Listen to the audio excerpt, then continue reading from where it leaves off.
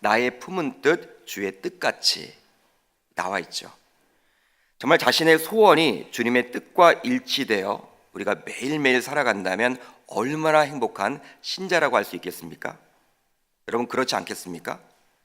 순간순간 주님의 뜻과 마음을 알고 살아가기에 항상 주님의 주목을 받고 또 주님의 보호하심 속에서 실패도 없이 살아가기 때문에 그리하겠죠.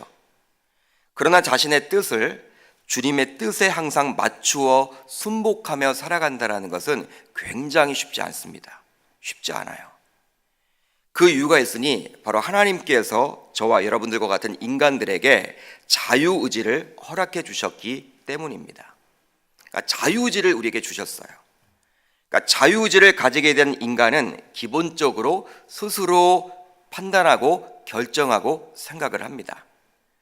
그런데 죄가 인간에게 들어온 이후로 이 자유의지가 제대로 작동하지 못하게 되었다는 사실이에요. 한마디로 고장이 난 것입니다. 본래 하나님께서 자유의지를 주셨는데 그 자유의지를 주신 그 뜻대로, 하나님의 뜻대로 작동되지 못하게 된 것이죠. 무엇 때문에? 죄로 인해서. 본래 하나님께서는 자유의지를 인간에게 주심으로 인간이 그 자유의지를 바탕으로 스스로 하나님의 뜻과 마음에 일치되어 생각하고 결정하고 판단하기를 원했습니다. 그러니까 우리 인간을 창조하셨지만 우리 인간을 공장에서 빵을 찍어내듯이 로봇을 만들듯이 이렇게 만들어내지 않았다는 사실이에요. 왜냐하면 다른 피조물과는 달리 우리 인간은 자신의 형상에 따라 창조하셨기 때문입니다. 여기에 많은 분들이 아마 이 반려동물 가운데 우리 강아지를 키우는 분들이 많이 있을 거예요. 요즘에 사회적인 이렇게 이슈가 많이 되죠. 이렇게 뭐 강아지들이 많이 물어서 사람들을 그런 이슈가 되는데 우리 강아지는 안 물어요. 요즘에 여러분 신조어가 이렇게 나왔다고 그러지 않습니까? 그러니까 자신의 여러분 사랑하는 강아지 이해를 합니다. 그렇지만 그 강아지는 자유의지가 없죠. 하나님이 자기의 형상으로 만든 게 아니에요. 피조물일 뿐이에요. 피조물. 아무리 여러분 귀하다 할지라도 우리 인간보다 귀한 것은 없습니다. 하나님은 우리 인간만큼은요 자신의 형상에 따라서 빚었어요. 그렇기 때문에 우리 인간들에게는 자유의지를 허락해 주셨죠. 그러니까 우리 인간을 존중하고자 자유의지를 주셨던 거예요. 다른 여러 피조물과는 다른 것이죠. 그러나 인간에게 죄가 들어오게 되므로 인간이 가진 자유의지는 하나님의 뜻에서 벗어나서 항상 자기 중심적으로 판단하고 결정하고 생각하게 됩니다. 자기 중심적으로 판단하고 결정을 내리다 보니 하나님의 뜻에 맞추어 살기보다는 자신의 뜻을 먼저 앞세우기도 한다라는 거예요. 불신자는요 하나님을 모른다라고 쳐요. 하나님을 모르기 때문에 그럴 수 있다라고 우리가 여길 수가 있습니다. 그러나 하나님을 믿는 신자이면서도 매 순간마다 하나님의 뜻에 맞추어 산다라는 것은 결코 쉬운 일이 아니라는 거예요. 그러기에 구원받은 이후 우리의 신앙생활은 바로 끊임없이 자신의 뜻을 주님의 뜻에 맞추어 살아가는 여정이라도 보아도 좋습니다. 여러분 우리의 신앙생활이 이제 구원받은 이후의 삶은요 이 신앙의 여정이잖아요. 근데 그 신앙의 여정을 무엇이냐라고 묻는다면 저는요 하나님의 뜻에 나의 뜻을 맞춰가는 삶이다 그렇게 이야기를 하고 싶어요. 여러분 몇 살 우리가 살지 모르겠죠. 몇 년을 우리가 살지 몰라요. 언제 우리가 하나님의 부르심을 받을지 모릅니다. 그때까지 이제 구원받은 우리의 삶은요 하나님의 뜻에 나의 뜻을 맞춰 살아가는 것이죠. 오늘 말씀을 보시면 예수님께서는 이제 중요한 결정을 앞두고 있습니다. 이 중요한 결정을 앞두고 예수님께서는 겟세마네 동산에 오르게 되었어요. 겟세마네는 감람산에 있는 동산으로서 기름지 않은 틀, 기름지 않은 기계란 뜻을 가지고 있습니다. 이 감람산에 있는 동산이었어요. 그 동산의 이름이 바로 겟세마네였죠. 그런데 보통 감람산에는 감람나무가 많이 열려 있다고 합니다. 감람나무가 많이 심겨져 있죠. 이 감람유를 여러분 이렇게 우리가 짜기 위해서는요 감람 열매를 이렇게 기름 만드는 그 틀에 넣어서 이렇게 쫙 넣어야 돼요. 그렇게 돼야지만 기름이 짜지게 되는 것이죠. 겟세마네가 바로 그 기름을 짜는 기계, 기름을 짜는 틀이란 뜻을 가지고 있죠. 그러니까 말씀에 나타난 예수님은, 오늘 말씀을 보게 되면 말씀에 나타난 예수님은 굉장히 고민을 합니다. 근데 그 고민이 얼마나 심한지 기름 짜는 틀 속의 감람 열매처럼 짓눌려져 땀이 마치 핏방울처럼 뚝뚝 떨어질 것만 같아 보여요. 그렇다면 예수님이 조만간 선택해야 하는 중요한 결정은 무엇이었습니까? 어떤 결정을 내려야 했습니까? 바로 성부 하나님께 순종하여 십자가에 달려 죽느냐, 아니면 십자가를 피할 것이냐 결정을 해야만 했어요. 이러한 중요한 결정을 내려야 했기에 주님께서는 마음이 굉장히 혼란스러웠겠죠. 38절을 보면요, 내 마음이 매우 고민하여 죽게 되었다. 여러분, 죽음까지도 생각을 했어요. 우리 주님이 얼마나 여러분 결정 내리는 것이 쉽지 않다면 이런 고민을 지금 토로하고 있겠습니까? 내 마음이 매우 고민하여 죽게 되었다. 여러분, 얼마나 힘들면 이러한 표현을 자신과 함께 했던 제자들에게 이야기를 했겠습니까? 여러분, 보통 스승들은요, 이 제자들에게 자신의 연약함을 보이지 않잖아요. 유대 사회 속에서 더 그러했겠죠. 우리나라도 마찬가지죠. 여러분, 이렇게 어른들은요, 이렇게 자신에게 배우는 그러한 제자들, 또 어린 아이들에게 여러분 이야기를 하지 않습니다. 속 이야기를 잘 하지 않죠.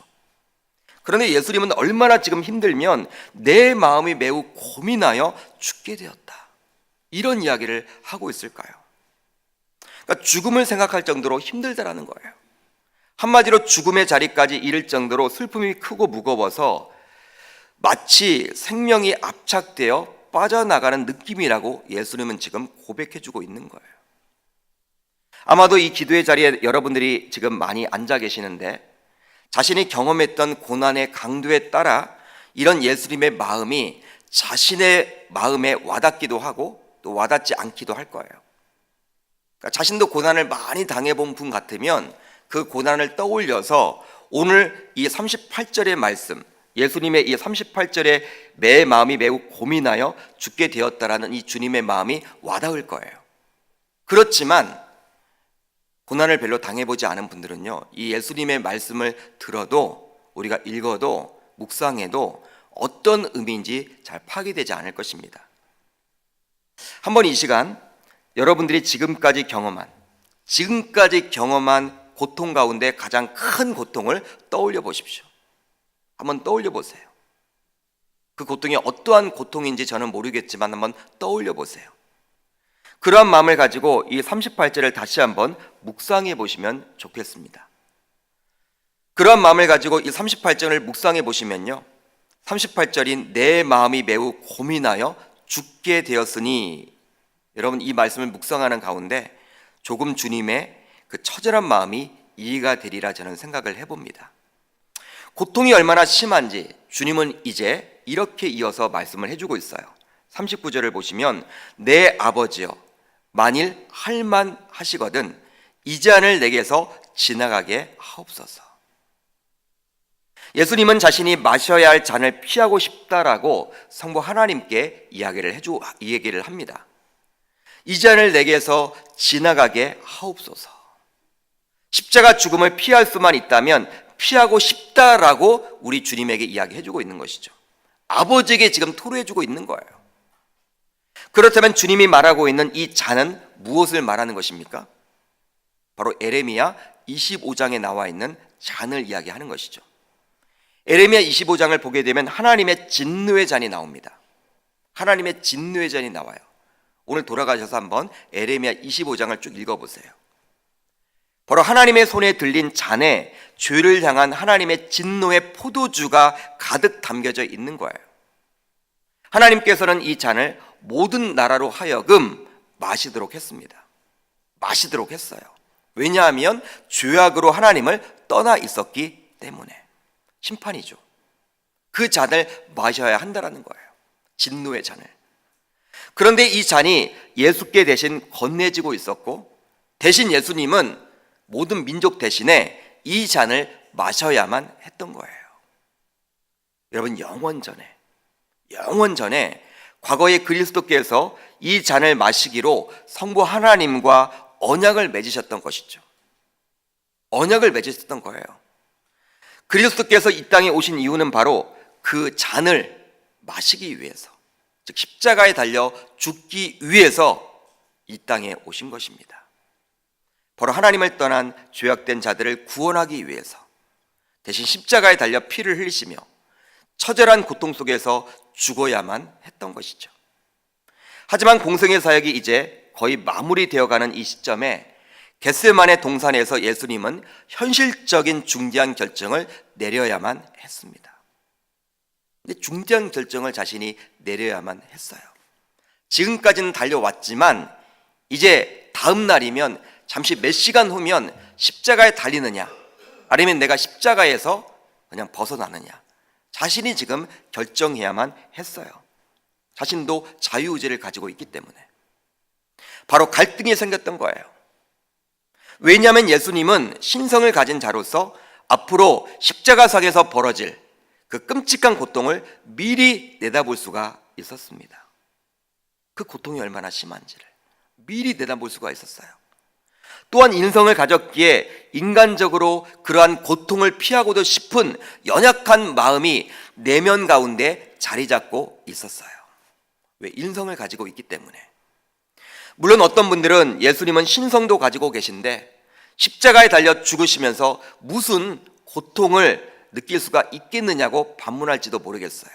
마치 우리가 수술을 할 때 이 마취를 하는 것처럼 예수님은 신성을 가지셨는데 십자가에 달려 죽으실 때 우리 인간들처럼 무슨 고통을 당하겠느냐, 신성을 가지셨는데 고통 느끼지 못할 거야, 그렇게 여러분 폄하하는 분들도 있어요. 그러나 분명한 것은 예수님이 십자가에 달려 죽기까지의 전 과정에서는 신성은 철저히 감추어져 있었고 오로지 우리 인간들과 같은 인성만 드러나게끔 세팅되어 있었습니다. 즉 유월절 어린 양이신 그리스도께서 십자가에 달려 죽으심으로 바로 저와 여러분들의 죄를 사하시고 구원하셔야 했기 때문에 철저하게 인간이 되셔야 했던 거예요. 여러분, 신의 모습으로 십자가에 달리셔서는 안 되는 거예요. 고통을 다 느끼셔야 했던 거예요. 그냥 하나님의 아들로서 신성적인 면이 드러난다면 우리를 위해서 십자가에 달려 고통 속에서 죽을 수가 없기 때문에 저와 여러분들을 구원시킬 수가 없습니다. 그러니까 철저하게 인간적인 모습이 드러나 있어야 하는 거예요. 인간으로 내려오셔서 십자가에 달려 모든 인간의 고통을 감내하고 죽으셔야지만 대속 제물로서 저와 여러분들, 우리들을 구원하실 수가 있었던 것이죠. 즉 십자가에 달려 죽으실 때 성부 하나님으로부터 철저하게 버림을 받아야 했습니다. 여러분, 그냥 육체적인 고통은 그것도 굉장히 힘들지만 그건 이겨낼 수 있다고 칩시다. 근데 그렇게 자신을 사랑했던, 자신과 교제를 나눴던 그 성부 하나님으로부터 철저하게 버림을 받아야 했으니 아들로서 여러분 그것을 감내할 수 있겠습니까? 여러분, 정신적인 고통이 있고 육체적인 고통이 있잖아요. 근데 예수님은요, 육체적인 고통뿐만 아니라 우리는 보통 육체적인 고통만을 생각하는데 물과 피를 다 쏟으시고 30cm 정도 되는 그 여러분 피를 이렇게 여러분 못을 여러분 이렇게 못 박혀 죽였던 그 사건만을 기억하시는데 정신적인 고통을 한번 느껴보세요. 그 아버지로부터 철저하게 버림을 받았다라는 거예요. 버림을 받을 수밖에 없었습니다. 왜? 인간이 되어야 했기 때문에. 그렇게 가까웠던 아버지로부터 완전한 버림을 받아야 했으니 얼마나 그 고통, 정신적인 고통은 크겠습니까? 혹시 여러분들은 누구에게 버림받아 본 적이 있으십니까? 버림받아 본 적이 있으세요? 그 상처는 여러분 회복이 안 되잖아요. 주님 아니시면 여러분 회복이 안 돼요. 그러기에 그 고통은 감히 감당할 수 없는 고통이었겠죠. 이런 미래를 모두 내다볼 수 있는 예수님이기에 그 하나님의 진노의 잔을 피하고만 싶었던 거예요. 여러분, 이런 예수님의 갈등한 모습을 보면서 우리는 우리 자신을 다시 한번 살펴보게 되죠. 아, 그렇구나.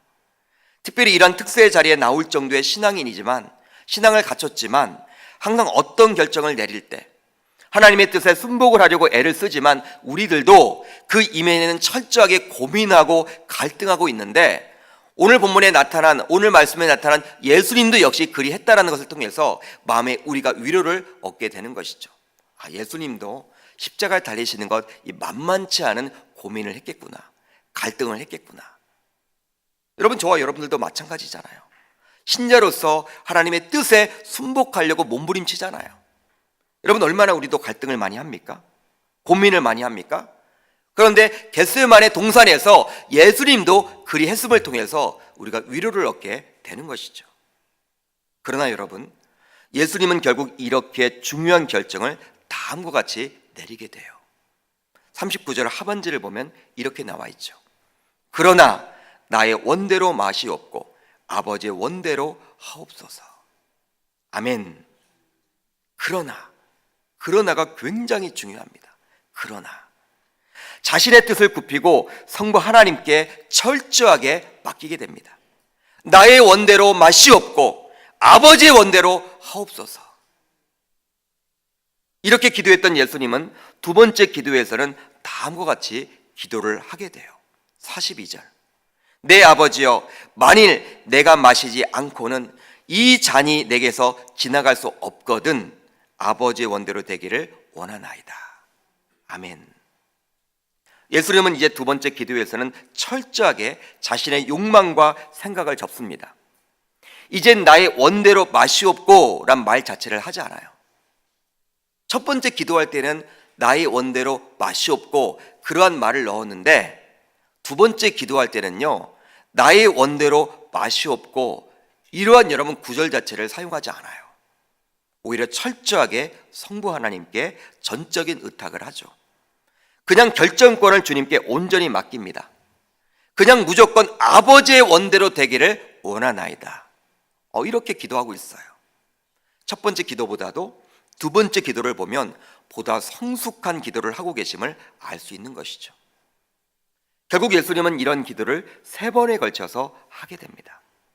그만큼 예수님조차도 3번에 걸쳐서 기도를 할 정도였으니 이 결정이 결코 쉽지 않은 결정이었음을 알 수 있는 거예요.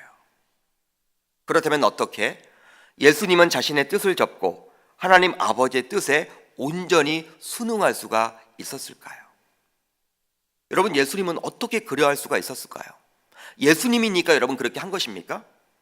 저와 여러분들에게 오늘 말씀을 통해서 예수님은 이야기해주고 있습니다. 그 이유가 과연 무엇인지, 바로 하나님 아버지를 철저히 신뢰했기 때문입니다. 하나님 아버지를 철저히 신뢰했기 때문이에요. 오늘 말씀을 보면 예수님께서는 3번에 걸쳐서 기도했다고 나와요. 그런데 그 기도의 내용은 2번에 걸쳐서 나오죠. 그 내용은 2번에 걸쳐서 나옵니다. 39절과 42절이죠. 39절을 보면 내 아버지여로 시작을 합니다. 여러분들의 성경을 보십시오. 내 아버지여. 42절도 역시 내 아버지여로 시작을 해요. 또한 44절을 보면 세 번째 같은 말씀으로 기도하신 후라고 나와요. 그러기에 3번에 걸쳐서 모두 내 아버지여라고 기도를 했음을 알 수 있어요. 그렇게 기도를 시작했습니다. 내 아버지요. 예수님은 하나님을 가리켜서 나의 아버지라고 표현을 합니다. 한번 따라합니다. 나의 아버지. 네. 얼마나 여러분 친근한 표현입니까? 그냥 아버지라거나 아니면 하나님 아버지라고 해도 좋을 텐데, 예수님은 지금 성부 하나님께 기도하기에 나의 아버지라고 부르고 있는 거예요. 나의 아버지, 나의 아버지. 이것은 바로 자신을 십자가상에서 버리시겠지만 그래도 나의 아버지라고 부름으로 그 아버지를 철저하게 신뢰하고 있음을 보여주고 있는 거예요. 나의 아버지. 그 아버지께서 나를 십자가상에서 버리시겠지만 결국 그 사망의 구렁텅이에서 잠시 후 건져내실 것이라는 소망을 가지고 있는 것이죠. 그것이 바로 무엇입니까? 부활입니다. 부활. 그렇습니다. 예수님이 성부 하나님을 신뢰하지 않는다면 결코 십자가상에서 죽을 수가 없는 거예요. 여러분, 영원전에 하나님과 언약을 맺었다고 제가 말씀을 드렸죠. 여러분, 그 진노의 잔을 그 십자가에 달려 죽어야만 했습니다. 그건 하나님과 언약을 맺은 거예요. 그리고 부활도 언약을 맺은 거예요. 부활하게 한 것도 여러분 다 미리 보여줬습니다. 그런데 하나님을 신뢰하지 않으면요, 성부 하나님을 신뢰할 수 없으면요, 내가 죽으면 끝 아닌가? 여러분, 이런 생각이 들면요, 감히 여러분 죽을 수 없는 거예요. 그러지 않겠습니까? 아무리 하나님이 언약의 말씀을 주셨다고 하지만, 나와 맺어 주셨지만, 그분을 신뢰하지 않으면 그 언약의 말씀을 여러분 내가 신뢰를 못하는 거예요. 그런데 오늘 예수님은 신뢰를 했다라는 거예요. 하나님을 신뢰했기에 그 하나님이 독생자인 자신을 그냥 놔주지 않을 것이란 확신을 가지고 있었고, 그 확신 속에서 십자가를 회피하고자 했던 자신의 뜻을 접고 아버지의 뜻에 맞추어서 십자가에서 죽겠다라고 결심했던 거예요.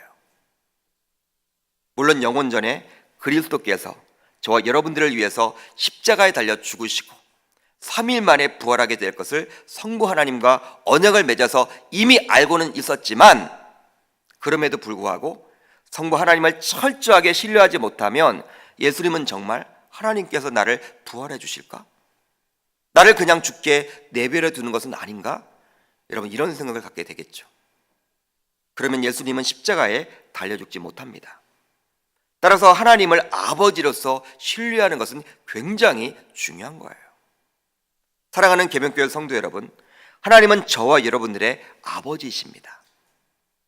아버지는 자녀가 잘 되기를 원해요. 자녀가 잘못된 길로 가기를 원하는 아버지는 존재하지 않습니다. 설령 그런 아버지가 있다 하더라도 그 아버지는 아버지가 아닐 거예요. 아버지의 자격이 없는 것이죠. 마태복음 7장 9절로 11절을 보십시오. 마태는 어떻게 기록을 하고 있습니까? 너희 중에 누가 아들이 떡을 달라 하는데 돌을 주며 생선을 달라 하는데 뱀을 줄 사람이 있겠느냐? 너희가 악한 자라도 좋은 것으로 자식에게 줄 줄 알거늘 하물며 하늘에 계신 너희 아버지께서 구하는 자에게 좋은 것으로 주시지 않겠느냐? 아버지는 아들이 떡을 달라 하는데 돌을 줄 리가 없고 생선을 달라 하는데 뱀을 줄 리가 없다라고 예수님은 역시 말씀하셨어요.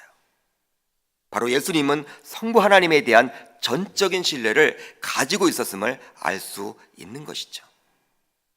공생의 사역 내내 그리했습니다. 예수님이 바로 성부 하나님을 아버지로서 철저하게 신뢰를 했던 거예요. 창세기 22장에 나오는 아브라함도 바로 그런 사람이었죠. 하나님께서는 아브라함에게 100세에 낳은 아들 이삭을 모리아산에 가서 제물로 삼아 번제로 바치라고 이야기를 합니다. 바로 이삭이 태어난 지 어느 정도 지난 시점에 말이죠. 뜬금없이 요구를 하세요. 말도 되지 않는 요구를 하세요. 아마 자녀를 키워본 분들은 모두 아실 것입니다. 낳은 정보다도 기르는 정이 굉장하죠. 여러분, 낳는 것도 여러분 굉장히 중요하지만 기르는 정도 여러분 중요하거든요. 이성적인 사고로서는 전혀 이해할 수 없는 상황이지만 아브라함은 하나님의 말씀에 순종을 해요. 어떻게 그럴 수가 있었을까요? 바로 아브라함이 하나님을 전적으로 신뢰했기 때문입니다. 여호와 하나님을 전적으로 신뢰했기에 철저하게 순종할 수 있었던 거예요. 철저하게 신뢰했기에 번제를 드려서 아들 이삭이 설령 죽게 되더라도 하나님께서는 어떤 방법을 동원하시더라도 다시 살려 주실 것이란 확신을 가지고 계셨던 거예요. 그래야지만 자신에게 몇 번이고 나타나서 약속한 언약의 말씀이 성취되기 때문이죠. 그렇다면 저와 여러분들은 어떠합니까? 하나님을 믿는다고 하면서도 오랫동안 신앙생활을 해왔음에도 불구하고 하나님을 나의 아버지로 전적으로 신뢰하고 계십니까? 여러분, 전적으로 신뢰하세요? 그 하나님이 나의 아빠, 아버지가 되시기에 나를 선하게 인도해 주시고 안부해 주시고 책임져 주실 것이라는 그 사실을 가지고 계십니까? 이런 하나님 아버지에 대한 전적인 신뢰가 없으면 우리는 나의 품은 뜻 주의 뜻같이 되게 하여 주소서 매일매일 찬송가는 부르더라도 진정으로 주님께 맡기질 못하게 되는 거예요. 그러기에 우리는 이제 이 시간 결단해야 합니다. 바로 하나님 아버지를 나의 아빠, 아버지로 전적으로 신뢰하겠다고 말이죠. 그러나 이것은 내 의지와 결단만을 가지고 되는 것은 결코 아니에요. 그렇다면 우리는 어떻게 하나님 아버지에 대해 신뢰감을 쌓을 수 있을까요? 여러분, 신뢰감을 쌓을 수 있는 방법은 무엇이 있을까요? 바로 하나님과의 깊은 교제 시간을 많이 확보할 때 가능해집니다. 한번 따라합니다. 하나님과의 깊은 교제 시간을 많이 확보할 때 가능해집니다. 사람과의 관계 속에서도 서로 신뢰감을 형성하기 위해서는 서로 자주 만나서 밥도 먹고 차도 마시고 운동도 같이 하고 일상적인 대화를 할 때 가능하게 되죠. 여러분 동의하시죠? 사람이 여러분 친근해지고 친해지려면 운동도 같이 하고 시간을 같이 보내야 돼요.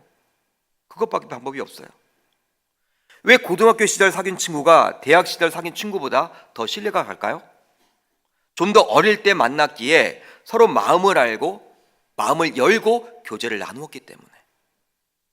직장 생활에서는 친구를 사귀기가 참 쉽지 않아요. 입사 동기가 아무리 좋아도 어느 순간 경쟁자가 되어버립니다. 그렇습니다. 신뢰감은 시간을 들이면 들일수록 형성돼요. 그러기에 하나님 아버지를 신뢰하기 위해서도 하나님과의 깊은 교제가 필수적인 것이죠. 예수님은 이것을 저와 여러분들에게 보여주고자 공생의 사역을 하시면서 지속적으로 하나님 아버지께 기도했음을 나타내 줍니다. 오늘 본문과 병행 구절에 기록된 누가복음 22장 39절로 40절을 보면 이렇게 나와요.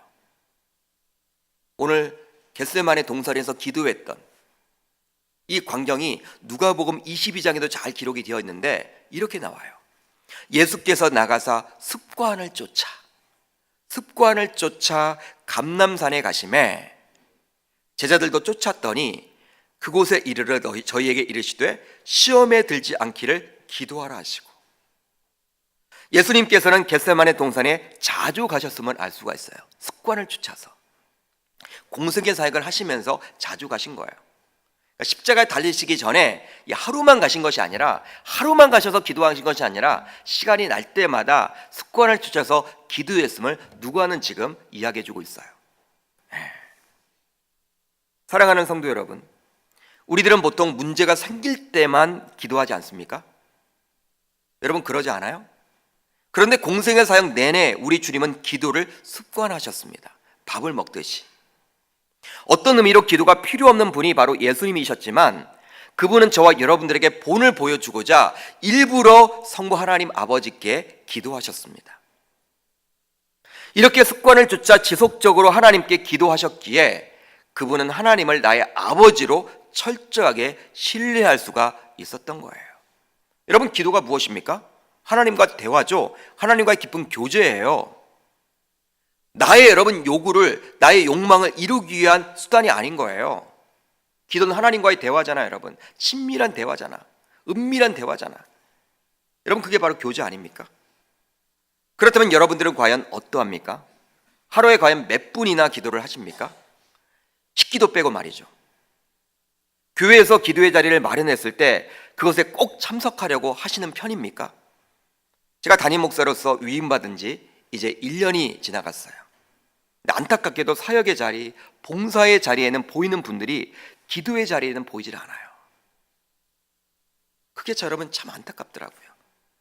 그러니 사역하고 봉사하다가 연말말 되면 지쳐서 그만두는 분들이 너무나 많아요. 물론 우리 교회에는 기도의 자리를 귀하게 지키는 분들이 많이 있습니다. 눈이 오나 비가 오나 말이죠. 얼마나 귀한지 몰라요. 그러나 담임 목사의 마음으로는 아직 성이 차지 않아요. 아직도 기도의 자리에 빈자리가 보이거든요. 예수님은 습관을 쫓아서 기도를 하셨습니다. 문제 해결을 위한 방편으로 기도를 이용한 것이 아니라 바로 하나님 아버지와 끊임없이 교제를 나누기 위함이었어요. 그러기에 성부 하나님 아버지를 철저하게 신뢰할 수 있었던 것이죠.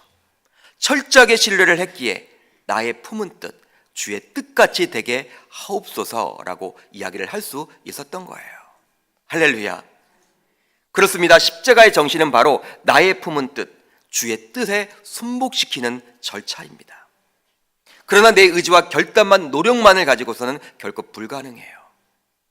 바로 주님을 철저하게 신뢰할 때만 가능한 것이죠. 그런데 그러한 신뢰는 갑자기 생겨나게 되는 것이 아닙니다. 지속적으로 주님과 깊은 교제 속으로 나아갈 때, 즉 기도 시간을 확보할 때만 가능한 거예요.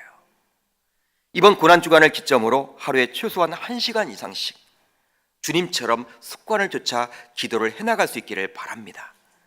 새벽 시간을 활용하든 아니면 저녁 시간을 활용하든 교회에 나와서 하면 더욱더 좋고요. 그러지 못한다면, 그것이 어렵다면 집에서라도 주님께 집중하는 시간을 모두 다 확보하실 수 있기를 주의 이름으로 축복합니다.